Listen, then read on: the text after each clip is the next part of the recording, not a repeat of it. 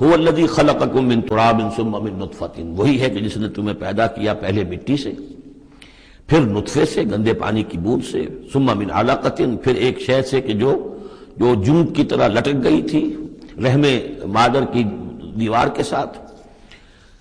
ثم یخرجکم طفلا، پھر اللہ تعالیٰ تمہیں نکالتا ہے ایک بچے کی حیثیت سے، ثم لتبلغوا اشدکم، پھر یہ تاکہ تم پہنچ جاؤ اپنی پوری پختگی کو، اپنی پوری جوانی کو، اپنی پوری قوتوں کو، ثم لتکونوا شیوخا، پھر تاکہ تم ہو جاؤ بوڑھے۔ اب یہ سلسلہ چل رہا ہے تمہاری زندگی کے اندر، لائف سائیکل ہے ایک ہیومن بینگ کا۔ ومنکم من یتوفی من قبل، ایسے بھی ہوتے ہیں کہ جو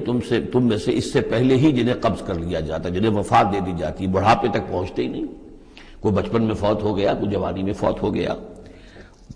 وَمِنْكُمْ مَنْ يُتَوَفَّى مِنْ قَبْلُ وَلِتَبْلُغُوا أَجَلًا مُّسَمًّى، بہرحال ہر صورت میں چاہے بوڑھے ہو اور چاہے جوان، چاہے بچپن میں موت آئی ہو، لیکن یہ کہ وہ اجل مسمى جو ہے، جو اللہ نے ایک ایک فرد کے لیے معین کی ہوئی ہے اس کی موت کا وقت، وہ بہرحال انہیں اس وقت تک تو رہنا ہے، اس وقت تک انہیں جینا ہے تاکہ وہ پہنچ جائے اجل مسمى کو، مقرر وقت کو۔ وَلَعَلَّكُمْ تَعْقِلُونَ، اور تاکہ تم اس سے عقل حاصل کرو اور اس سے نصیحت اخذ کرو۔